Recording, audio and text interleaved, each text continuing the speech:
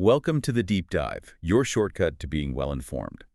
Today, we're really getting into the ideas of John Dewey, a huge figure in American thought, but maybe sometimes a bit underestimated. I think that's fair to say. His influence is everywhere, but often sort of unseen.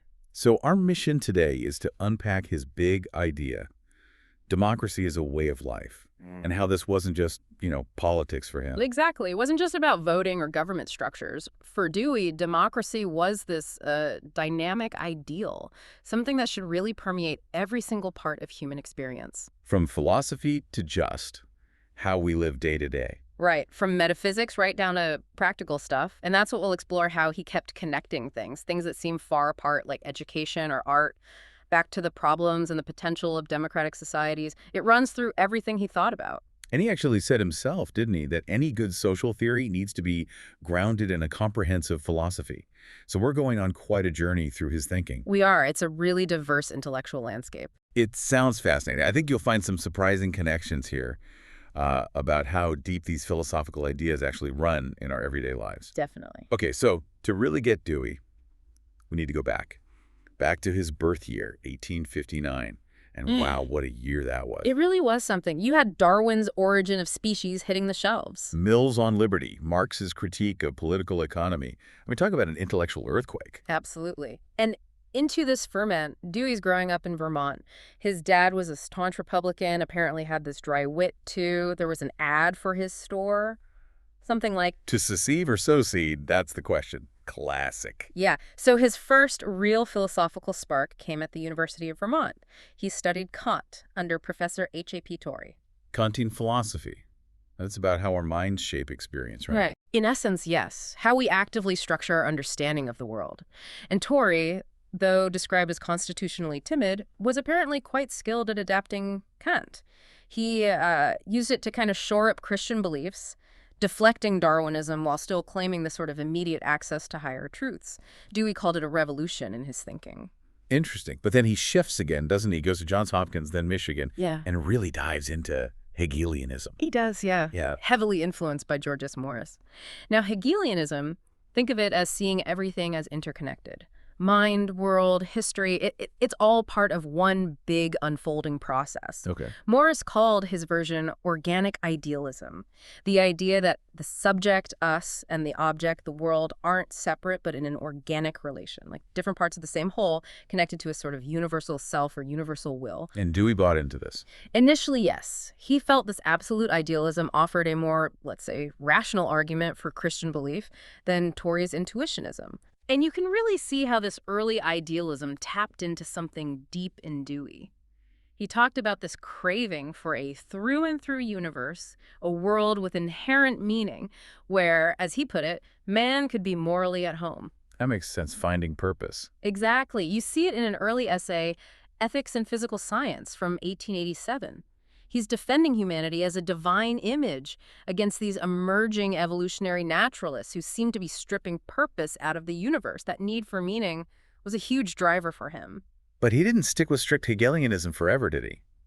I remember reading about critiques, people challenging him to prove this absolute from actual experience. Right. Hodgson was one critic, and Dewey did move away from that specific formulation, but those early intellectual struggles were crucial. They really honed his thinking and, paradoxically perhaps, pushed him towards the more empirical, experience-based philosophy he became famous for. Those battles shaped him.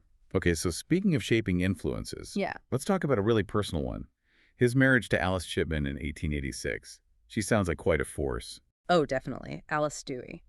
Accounts describe her as having this keen intelligence, maybe even a masculine energy, as one person put it, which, probably just meant strong-willed and intellectual for the time. Right. Someone said she helped them think more about real activities and less about just, internal reflection. Exactly. And her impact on John Dewey was immense. He literally credited her with putting guts and stuffing into his philosophy. Guts and stuffing, I love that. It's great, isn't it? And it's really striking. His deep dive into politics and social reform really takes off after they get married. Their daughter Jane later confirmed it, saying Alice was undoubtedly largely responsible for pushing his philosophical interests towards contemporary life. So the personal really fueled the philosophical there. Absolutely. It shows how life experience directly shaped the direction of his thought. And this engagement with the real world led him to some, well, interesting collaborations. Like with Franklin Ford, the thought news guy. Ah, yes, Franklin Ford. A bit of a character by all accounts. He had this grand vision for a sociological newspaper, not just reporting headlines, but analyzing the deep currents of society. An intelligence trust, he called it. An intelligence trust. What was the goal? To basically report society in order that it may be seen to be an idea in motion, provide the public with the real, unvarnished truth to, in his words, free itself from slavery, presumably meaning ignorance or manipulation. That sounds ambitious. Maybe a little utopian. Very ambitious. And Dewey eventually distanced himself from Ford's grander plans, especially when it started getting some negative public attention. Dewey's own aim was perhaps more grounded. How so? He said his goal wasn't really to revolutionize journalism, but more to transform philosophy somewhat by introducing a little newspaper business into it. Okay, so using that model to make philosophy more practical, more engaged with public issues. Exactly, give it a practical bearing. So, thinking about today, what's the takeaway from that whole Ford debacle, as some called it? Well, even though that specific project fizzled, the core ideas really stuck with Dewey. This notion of a socialized intelligence, the importance of communication, ensuring that all citizens could be part of a great community of the competent. That resonates now, doesn't it, with information, misinformation. Hugely. For Dewey, truth wasn't really free, wasn't really powerful until it was shared widely, until it became the Commonwealth, a shared resource for everyone. That idea seems incredibly relevant today. Definitely. Okay, let's shift to his time at the University of Chicago, 1894 to 1904. This seems like a period of huge development for him. Massive development. His philosophical shift really picks up speed here, and a big catalyst was William James's Principles of Psychology. William James, another giant of pragmatism. Right. Dewey found James's book incredibly liberating. He called it a stimulus to mental freedom and a source of methods and materials for his own developing ideas about functionalism. Functionalism. Can you break that down a bit? How did it connect to his psychology? Sure. His famous 1896 essay, The Reflex Arc Concept in Psychology, is the key text here. It was a direct attack on what philosophers called dualistic epistemology, this traditional idea that mind and body, or thought and action, are fundamentally separate things. Okay, so he's trying to bridge that gap. Precisely.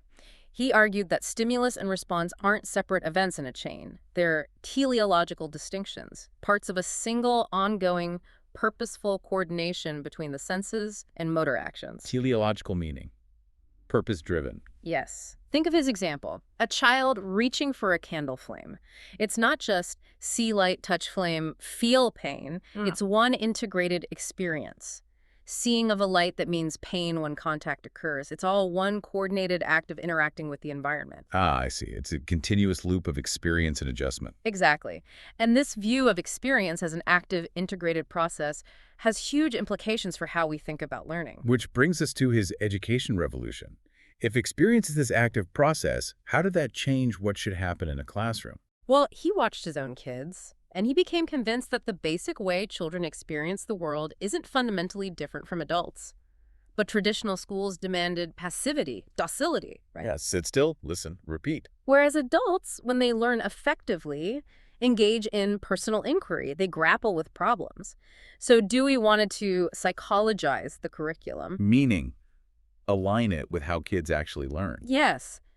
Create problematic situations in the classroom that tap into children's natural interests and drive them to inquire, experiment, and learn actively, just like adults do when faced with real challenges. So learning by doing, but with real intellectual engagement. Absolutely. He famously said, education is the fundamental method of social progress and reform. He saw it as that important. He even called the teacher the prophet of the true God. That's pretty strong language. It is. The usherer in of the true kingdom of God. He saw the teacher's role as creating the environment to cultivate democratic character and social intelligence. This wasn't about just letting kids run wild. It was a sophisticated art of guiding your development towards active participation and democracy. But it wasn't easy putting this into practice, was it? His time in Chicago ended with him leaving. No, it was definitely a struggle. There were major conflicts over his laboratory school, which was putting these ideas into practice. And ultimately, those issues, combined with what he called substantial antagonisms with the university president, William Rainey Harper, well, it led to his resignation. And you mentioned it wasn't just about his wife's job situation, which sometimes gets cited as the main reason. Right, reports suggest the disagreements went deeper than that. It really shows how difficult it can be to implement truly radical educational and philosophical ideas within existing institutions. Okay, let's dig into the core of his mature philosophy. He talked about an attack on the epistemology industry. What did he mean by that? Yes, he sometimes called it intellectual lockjaw. Epistemology is a branch of philosophy, dealing with knowledge. What can we know? How do we know it? And traditionally, it was often focused on finding absolute, certain, universal knowledge. The quest for certainty, as he called it. Exactly. And Dewey thought this quest was largely misguided and, frankly, unproductive. He wanted philosophy to get out of that rut. So what was his alternative? A key idea was his postulate of immediate empiricism, which sounds technical, but the core idea is that experience isn't something passively received. It's an active process of interaction between a living being and its environment. Interaction. That sounds central. It is. So for Dewey, truth isn't about an idea perfectly mirroring some static external reality. It's more like a successful co-adaptation. Does our plan, our purpose, work out in practice? Does it achieve the intended result in interaction with the world? So truth is about what works, in a sense. That sounds like pragmatism.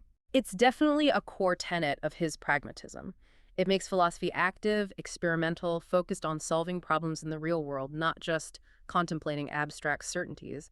It's knowledge for doing something. And this active problem-solving approach naturally led him to engage with contemporary thinkers, like Walter Lippmann. Yes, Lippmann's book, The Phantom Public from 1925, was hugely influential, and Dewey engaged with it directly. Lippmann's argument was basically that the public is, well, not equipped for self-governance, right?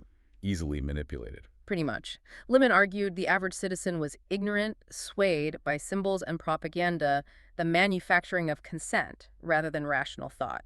His conclusion was pretty elitist. Let the experts handle things. So how did Dewey respond? Did he just disagree? He fundamentally rejected Lippmann's conclusion. While acknowledging the challenges, Dewey's response was deeply democratic. He insisted that expertise, social science, must be connected to the public through things like popular media. Why, if the public is easily swayed? Because, Dewey argued, democracy demands a more thoroughgoing education than the education of officials. The public, the many, needed the ability, the intelligence to judge the bearing of the knowledge supplied by others upon common concerns. You can't just leave it to the experts in a democracy. So the answer isn't less democracy, but better democracy, through better communication and education. Exactly. That was his central challenge.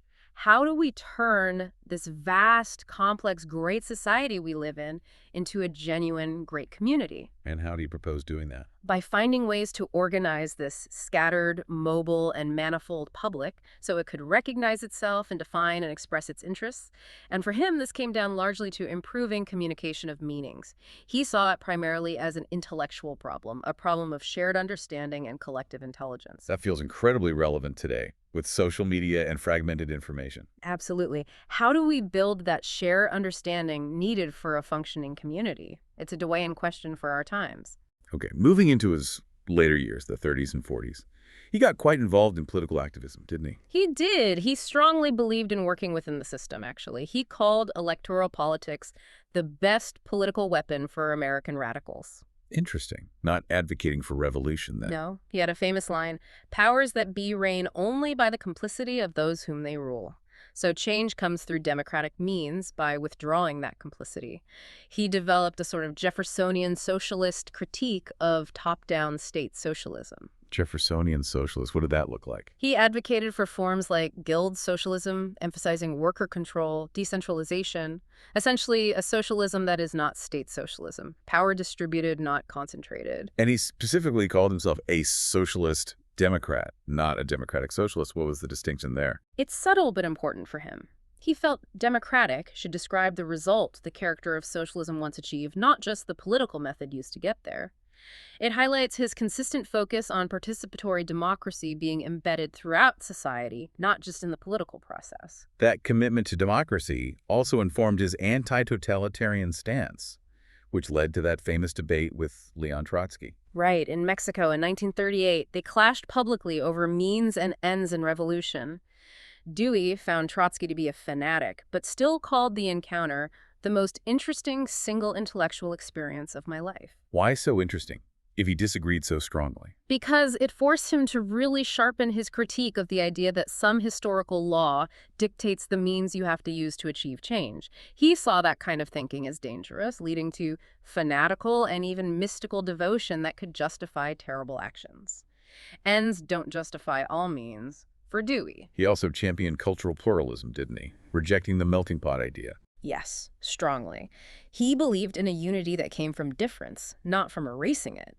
A unity created by drawing out and composing into a harmonious whole the best each contributing race and people has to offer. Was that just theory, or did he act on it? He acted on it. For instance, during World War I, he got involved with the Polish-American community, actively advocating for their specific cultural rights and privileges. He saw diversity as a strength for democracy, not a problem to be overcome. Okay, shifting gears a bit. Yeah. Let's talk about art. Dewey had a pretty unique take on art and experience. He really did. For him, art wasn't separate from life, something just for museums or concert halls. It was deeply connected to experience in its integrity. He had that line, art is the sole alternative to luck. What's the idea there? It connects to his concept of consummatory experience. That's an experience that feels whole, complete, unified, where means and ends flow together seamlessly. Artworks, he thought, are refined examples of this. But crucially, he argued that art restores continuity between these refined experiences, like paintings or music, and our everyday lives. Aesthetic quality, that sense of consummation, isn't only found in formal art. So you can find it elsewhere. Like where? Anywhere, potentially. He gives examples like watching a fire engine responding, the satisfaction of a job well done, even tending plants. Anytime experience feels integrated, focused, and complete. Art, in this broad sense, brings quality and meaning to life, rescuing it from just being a series of disconnected random events, from just being luck. That's a really expansive view of art, finding the aesthetic in the everyday. Exactly. It integrates art back into the flow of life rather than isolating it. Looking back at Dewey's whole life and work, one thing that seems consistent is his, well, maybe optimism, or something like it. Meliorism. Meliorism is the perfect word. It's not naive optimism. Dewey was very aware of problems and limits. But meliorism is the belief that things can be made better through intelligent effort. The world is this unavoidable mix of limits and possibilities, and our job is to work on the possibilities. And he got criticized for this, right? People like Lewis Mumford accused him of pragmatic acquiescence, just accepting things. Reinhold Niebuhr thought he was too optimistic about human nature. He did face those criticisms. But Dewey held on to what's been called a sinewy optimism, a tough, resilient belief in the power of intelligence to improve the human condition, even in the face of setbacks. And this connects back to his challenge to philosophy itself, doesn't it?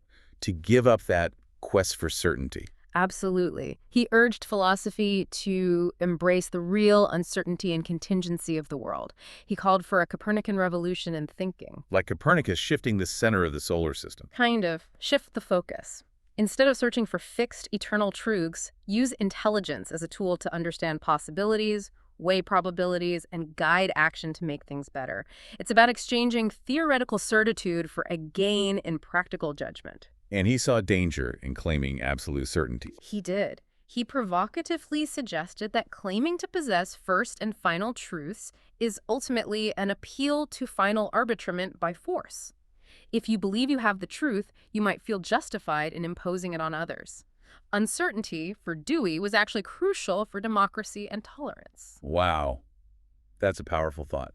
So wrapping this up, what's the big takeaway for us listening today? Well, as one commentator put it, Dewey knew how to frame the agenda for democratic socialism, if not how to fill it.